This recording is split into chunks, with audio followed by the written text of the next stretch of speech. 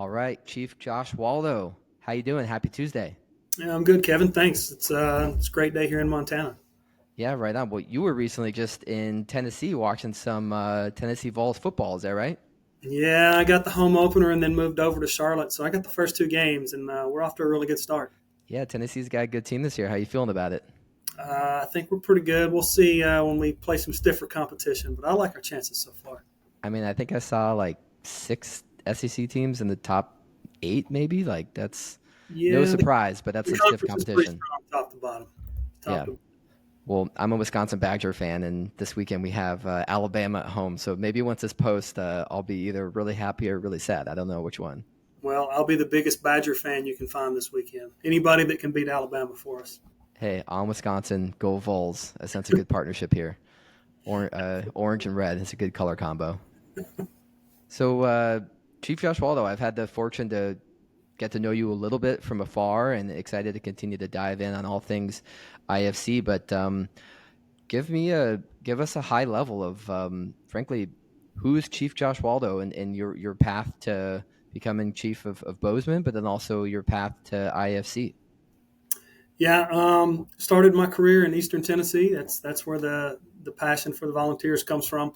Started in a volunteer organization. Was with them my entire time I was there. I never left the volunteers. Held a couple of different career positions with some smaller municipal organizations in Eastern Tennessee. Worked my way up to the deputy chief position in the Oak Ridge Fire Department, and then I moved to Montana. Moved 2,500 miles across the country to take this job here in Bozeman, and it's been fantastic. Just clipped my ninth year here. Got a lot of good things going. We actually just cut a ribbon on a brand new station 2 hours ago.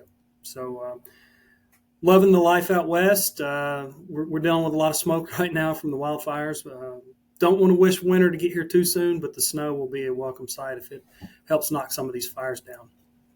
I imagine. Well, thank you for that context and quite the story and a lot to dive into on that. But um, the volunteer fire service, you touched on that. Tell me more about what is the volunteer fire service in your opinion? Obviously many people know the fire service, but there's maybe some nuances within the volunteer fire service that people are unaware of. But in your words, what is the volunteer fire service, and why is the volunteer fire service such an important part of the American fire service identity? Well, if you look at the statistics, I mean, over almost 70% of our firefighters in the country are still volunteers. Um, it makes them unique in that they're doing a job that they're not getting paid for. They're sacrificing their time, whether that's at work, whether that's with family, their activities to serve their community. And that's really, you want to talk about a tradition in the fire service, that goes back to the very beginning. And so the fire service still needs volunteers. We still are heavily dependent on them. And me, that's where I cut my teeth. I started in the volunteer organizations, never left. Even when I got jobs with municipal departments, I stayed with the volunteers because I enjoyed providing that service to the community. Quite honestly, I probably got more experience in the volunteer side in terms of number of calls and whatnot than I did in some of my career departments. So, yeah, it's critically important to the fire service. And if you want to talk about history, we've had volunteer firefighters since the beginning. I mean, it's truly the most selfless act of not only serving your community, but doing it in a volunteer capacity. So kudos to you and thank you for your ongoing service in the volunteer fire service and now within Bozeman, but then also within the IFC. So tell me a little bit more and double clicking into that about how did you first get involved with IFC and what was your kind of path to your current role as current president of the IFC?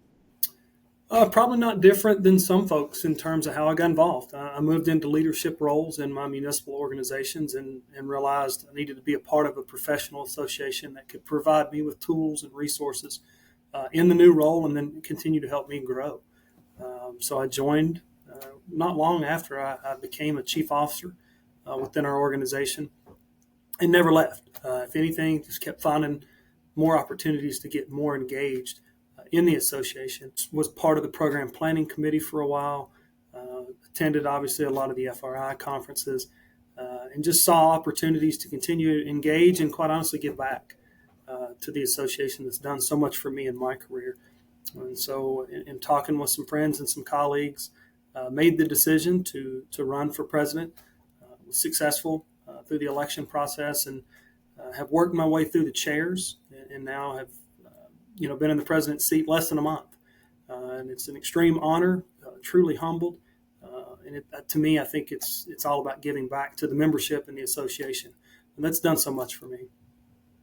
Well, a lot to do, so little time. I know it's a year-long role, and you're already 1 month in.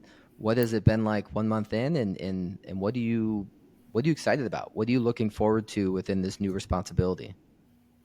It's busy. Everybody will tell you when you're sitting in that president's role, it's busy. Fortunately, though, I've had a couple of years to work my way through the chairs and watch some of the past presidents, such as Ken Stubing, Donna Black, John Butler, learn from them, lean on them for information about what to expect. And now, as we're in this role, you still find things that you don't know till you're in the seat. But the staff of the IFC has been super helpful. The membership, obviously, you've got no shortage of people who say, what can we do to help? What can we do to fill in the gaps to make our association stronger? And so that part, busy, but it's a good busy. For me, there's a couple of things that are, I guess, hot on my radar. We've got a wildfire problem in this country right now that's got a chance to get some attention. I think if you look out my window right now, I mean, we are smoked in with wildfires all over the West, but it's not just a Western problem. I think if you look at fires in Tennessee, fires in Florida, Texas, this is a national problem. And we have a federal wildfire study now that has outlined some recommendations. And I think this is our shot to really address some of the challenges that we've had in dealing with wildfire for many, many years. And if we don't take this opportunity to capitalize on the commission, I'm afraid we're going to miss our chance. I mean, wildfire has become larger in the general public's eyes, and I think especially last summer here in Chicago, most people never thought of wildfires in the Midwest, and it wasn't necessarily the wildfires in the Midwest, it was some of the intense smoke. But the entire country, from even seeing wildfires early, I think this past February in Mm-hmm. Texas, when some of the ones really took off, and seeing some in Louisiana and Florida, Northeast, and of course Mountain West and West. It's becoming it's sort of one of these things you can't even ignore it, even if you try. And granted, oftentimes first responders are the ones needing to figure it out. But from your context of how this is a kind of a fully loaded question, but how has it gotten to where it is today? And maybe what do you, as opposed to harping on the problem too much, like what are your hopes and thoughts in terms of how we're going to work as a fire service and work with industry and different partners to address this wildfire challenge that we have today? I don't think we have to reinvent the wheel. I think we can look to this federal report that we have. It outlines the recommendations for us that tells us here are the things that need to be done to address this growing problem. In addition to that, we have a U.S. Fire Administrator and Dr. Lori Moore Merrill, who is, publicly engaged in this conversation numerous times. She's had a whistle stop tour out west to put, her eyes on it firsthand. She's been to Lahaina. She understands it, and she's supportive of us working together. As she says, we speak with one voice to address this problem. And I do. I think this report, it is our opportunity. It's really the America burning, if you want to call it that, for the wildfire space. We've just got to capitalize on it at this point. And what would you say to industry? What would you say to first responders and just different stakeholders, .gov, .org, .edu players, on how to take action on this? I mean, it seems like this daunting problem of where to start, but in your words, what are any recommendations that you can glean from the report and communicate to different stakeholders that can get involved? Yeah, I think if you want to talk about the private side, insurance. Insurance is a big topic right now out west. We're seeing a lot of people getting, non-renewal notices or significant spikes in their premiums. We've got to figure out a way to work together. What can the fire service do to help reduce that risk or minimize the risk? to help the insurance companies. So it's a two-way dialogue of, what can we do to make it so that insurance can continue to insure these properties, that people, quite honestly, can't build a home, sell a home, buy a home without insurance. So I think there's some opportunities for us to work in that space there. Another one that's big, on my radar is we got to figure out a way to move resources a little bit. Just watching social media, even today, I see a lot of fire departments across the country sending resources to, Idaho or California or wherever the fires are right now. Is that the closest available resource? I don't know.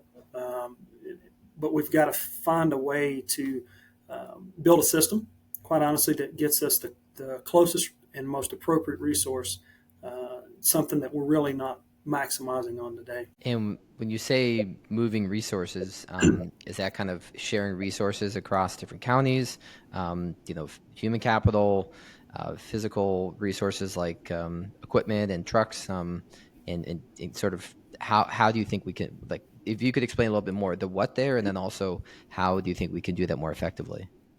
Well, the short answer to your question is yes to all of the above. How do we, whether we're talking about apparatus, we're talking about firefighters, equipment, whatever it is, yes, we got to figure out how to move those and share those. The challenges that we run into today is we don't have a system that really houses or inventories all of those items. And so when people are shopping per se or in that system looking for help, if everything's not in there, you may not be getting the closest available resource or the most appropriate resource. And unfortunately, we've all heard stories of natural disasters where people were asking for specific apparatus, more people, specialized equipment, and they couldn't get it. And then we find out 2 months later there was a team 2 counties over. We just didn't know they were available. They weren't in the right system. We've got to figure out a way to clean that up. Otherwise, we're really just kind of chasing our tails in terms of trying to manage these large-scale events. Yeah. And earlier you had mentioned some of the past work of Chief Stubing, Butler, Black, that have all continued to take the IFC president baton and really run with it in a positive light. And now you're running with it. But there's been a lot of good groundwork that has been done, and of course, no shortage of work that needs to be done. What other aspects of sort of the continuation of the strategy are really important to you in these next 11 months? Of course, we just talked a bit on some of the challenges and opportunities on the wildfire side, but what are some other initiatives that have already sort of got some momentum that you're excited to build on, and anything you can touch on there? The other area that we got a challenge right now is in the codes perspective. Whether we're talking about residential sprinklers or the latest that we're dealing with is the single stairs.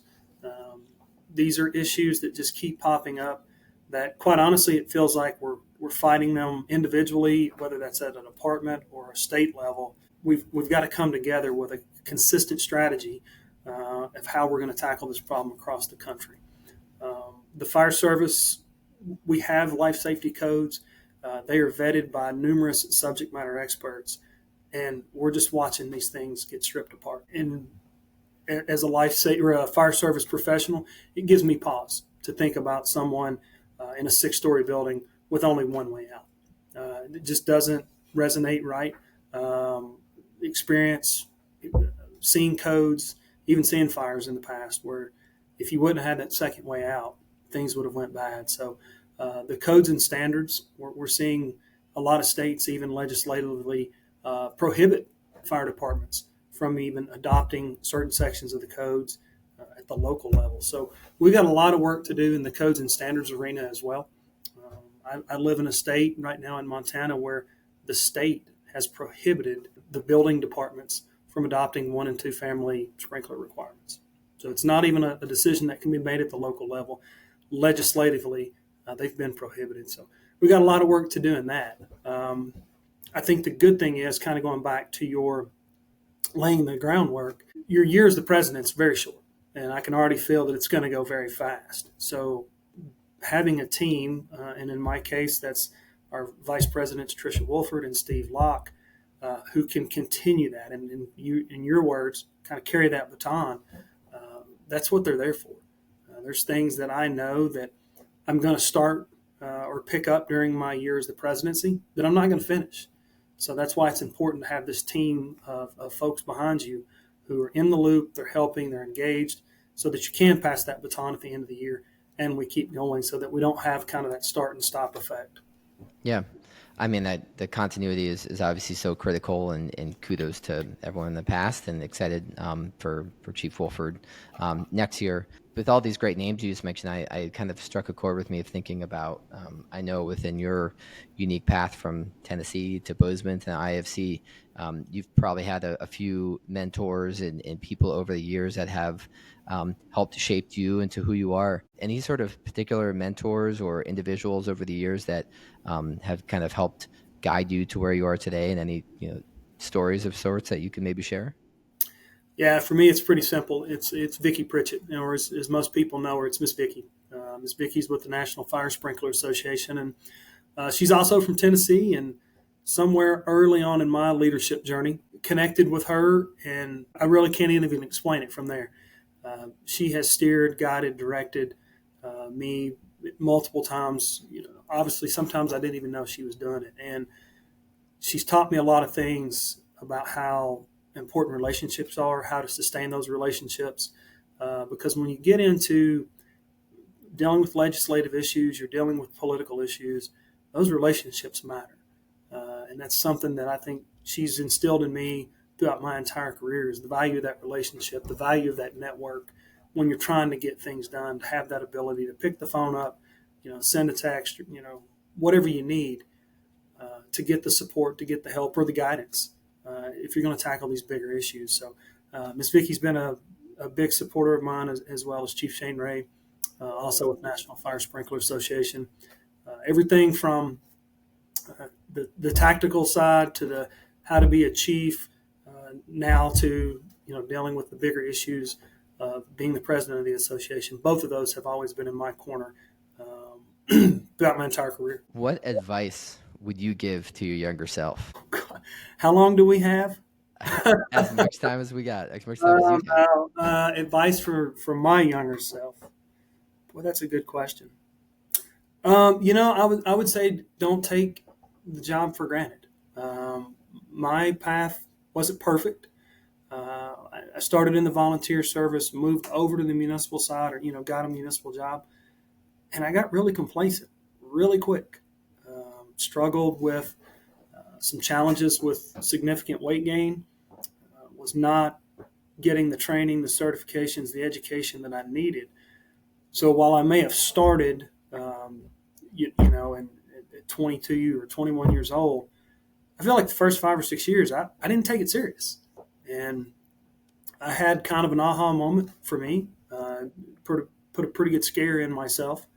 And it got me back on the right path. And looking back on it, nothing bad happened. But still yet, I'm like, boy, I really blew it in the beginning, and kind of had to get redirected and refocused to get where I am today.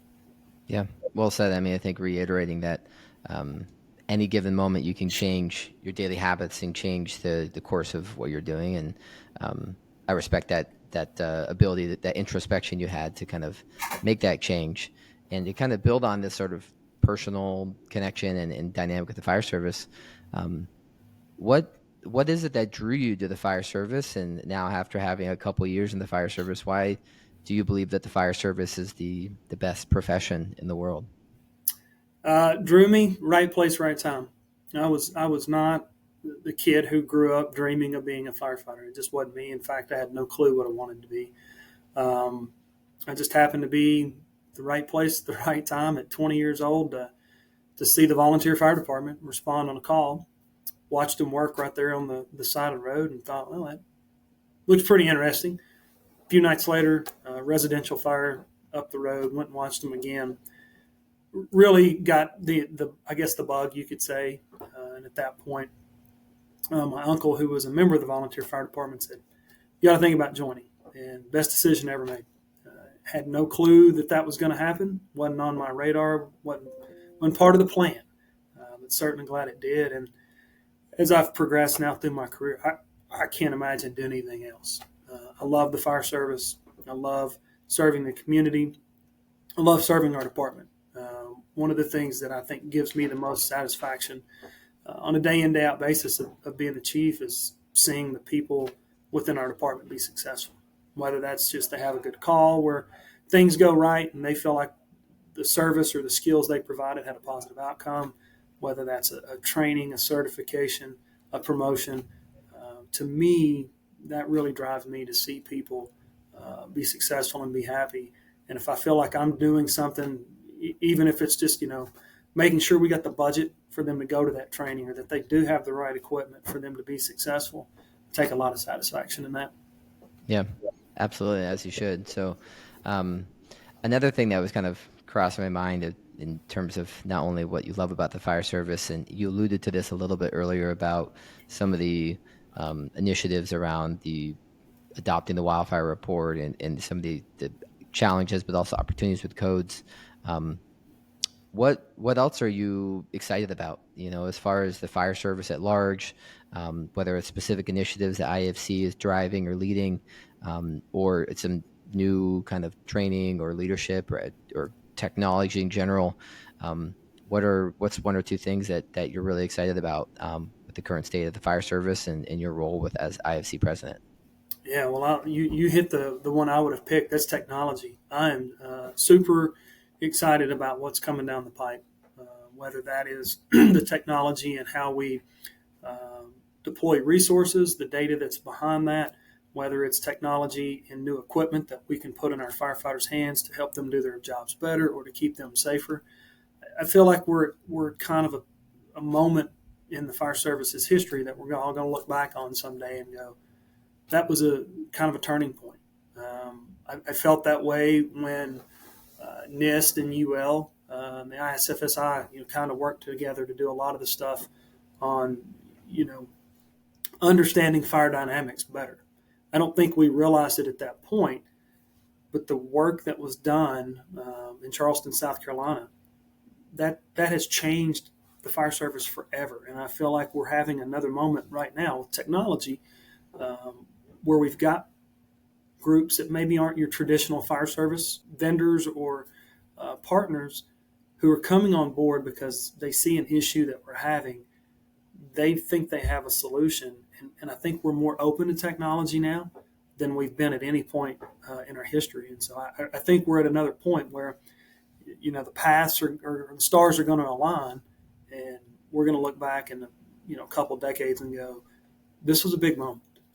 Something changed, something happened, and it's going to change the fire service forever. Well, I look forward to having you at the Technology Summit International, which is December 4, 5, 6 in Oklahoma City this year, led by IAFC. And there will be a lot of this dialogue about all things technology. But one of the big things we talk about is technology adoption and change management. And there's two conversations here. One is, what's all this new tech that's on the horizon that didn't exist 5, 10 years ago? And, some of that's like how we're leveraging Earth observation and satellites for early detection and initiatives like the X Prize. And we could go down that rabbit hole. But I want to kind of take a stance of saying, hey, assuming we have all the technology today and the technology works, just make that assumption.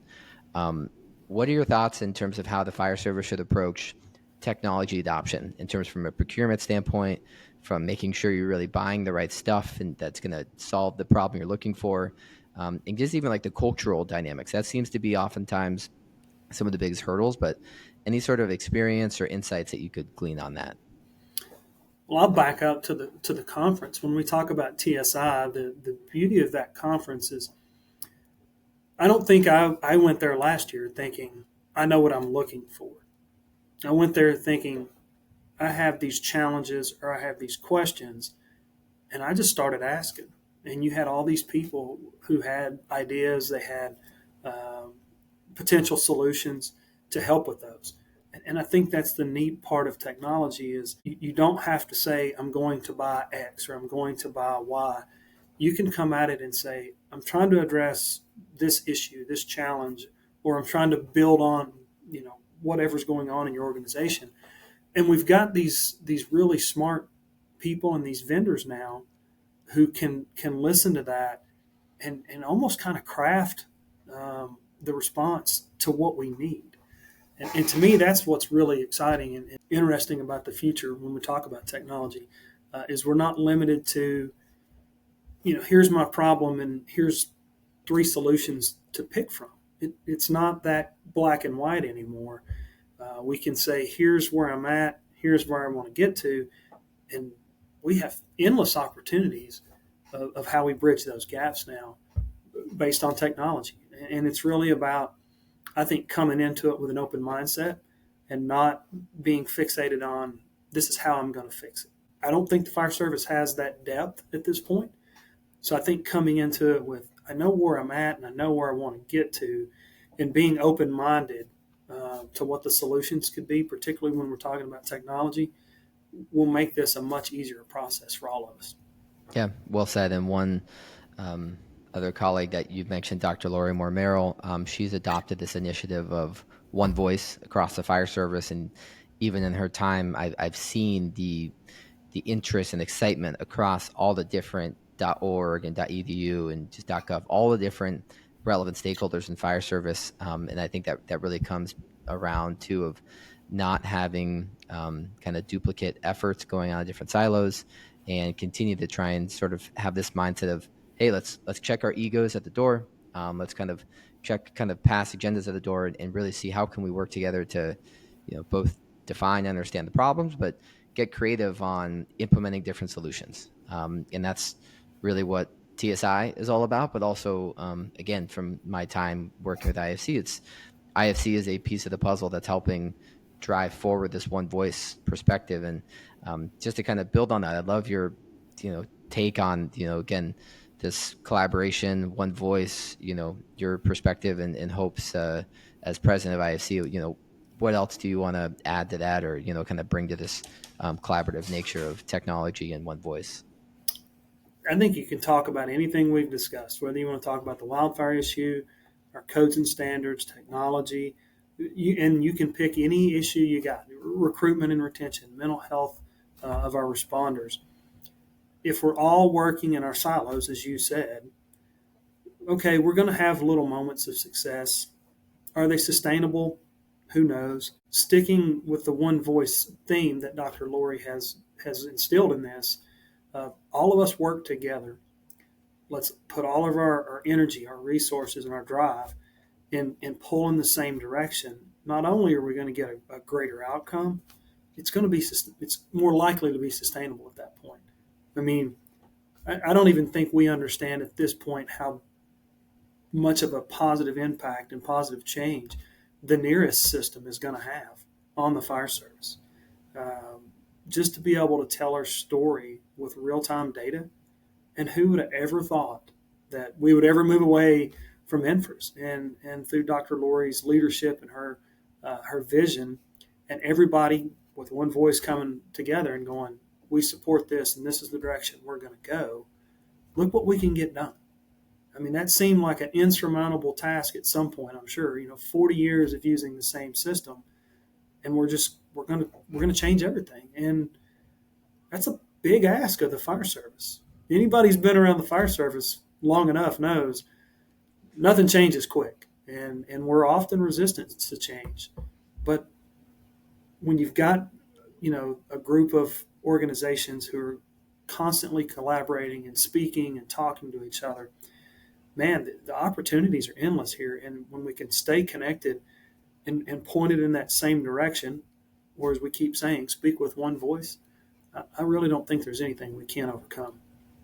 And you did touch on NARIS, and you had mentioned earlier the need of how valuable it would be to have knowledge and insights to where resources are, to have better resource sharing. In your words, what is NARIS? And then also why? It's a modern system that allows us to collect our data, analyze our data, and tell our story. That will help us when we're trying to, whether we're explaining to our own communities, here's our risk, here's how we can address those risks. It'll help us identify opportunities for collaboration, as you just said, with our neighbors and other organizations. again, I keep talking about these watershed moments or, turning points. I think this switch to the nearest system, as we're 10, 20, 30 years down the road, we're going to look back at this and go, that that move or that adjustment changed the trajectory of the fire service in a number of different ways. I'm a big believer in data. I'll never say that I'm data driven. I'm data informed. Um, and so to have a reporting system now that can give me this information real time, current, to help me analyze trends, gaps, and opportunities, it's a tool we've never had. I actually had the fortune of having Dr. Laurie on the podcast just last week. We were down under in Sydney, Australia together, and she said that phrase, we must be data informed, not data driven. Mm-hmm. Now that you just brought that term up, I'd love to hear in your words, what does that mean, and what is the difference between data driven and data informed, and what's it mean to be data informed? Yeah, and in fairness, I shouldn't get credit for the terminology because I'm sure I've heard Dr. Laurie say it, and it's just ingrained in me. But if we say we're data driven, then that means every decision that we make, whether it's in our operational deployments and response, our community risk reduction efforts, our codes and standards, if we say we're data driven, then that means the data makes every decision and we don't take any other factors into play. When you're data informed, yes, you're reviewing it. You're letting the data tell your story, but you've got to make sure that if you have factors, parameters, for us here in Montana, I have to keep in mind that 6 months out of the year, it's probably snowing outside. Or there's times when we have, the likelihood of wildfire is up because of weather conditions. I have to figure that in to the data. Also, I have to think about my resource response or capabilities. The data may tell me that I need 3 more fire stations. I can't afford 3 more fire stations. So that's where I can look at the data to help me make the best decisions possible with whether it's the resources or the circumstances that I have in front of me. Yeah, and well said. And I think the data informed is the importance of continuing to highlight the context, the nuances, the human dynamics behind all this, and using data as a tool to help inform human decision making on important, critical decisions. Yeah, the data is something that I think we're all trying to do a pretty good job of in fire service in terms of understanding it. I think Nearest is going to give us the ability to really kind of peel that onion back even more. One, again, help us identify our risk, help us tell our story in our communities, find those opportunities to collaborate with the resources that we have. Yep. All right, so a couple final questions to round us out here. One is, it's September 10th, 2024. What does the next, the remainder of 2024 look like for you? What are some events that you're tracking, and any sort of events you're going to, things on your radar? Lots of travel. That's part of being in the president's role. Number of different the IAFC divisions. I'll actually be with the Canadian Fire Chiefs Association in a couple of weeks. I'll be swinging out to the New England division. Then we have the Southwestern division. But you've already hit on it. We've got a couple of great conferences coming up. We'll have the VCOS conference in November down in Clearwater, and then we'll follow that right up with the TSI conference in Oklahoma City in December. So tons of opportunities to engage with members, tons of opportunities to get some education and see what's out there that can help the fire service be better than we are today. And then to kind of round this out here, I would love to know, is there any sort of quote that you live by, or a favorite quote, or an inspirational wisdom of sorts that either you used within your, it could be even within your Tennessee football fandom, or it could be within, your aspects of a fire chief, and could be more than one too. No, not really. I don't have a specific quote or anything that drives me. I think for me, it's kind of the standard of coming every day and just try to make things just a little bit better. You don't have to make insurmountable change every day that you're in the fire station or that you're in a leadership role. But if you come in, I do try to be a positive person. I think positivity is contagious. And if you're coming in your fire station or your organization, you're positive, you're present, you're engaged, and every day you're putting forth the effort to just make it a little bit better than when your day started, you'll look back over time and that change will have become quite substantial. Chief Josh Waldo, really well said, and I couldn't agree more. Just trying to be a little bit better each day, and not trying to eat the whole figurative 500-pound gorilla at once. Just kind of taking it one bite at a time. That's right.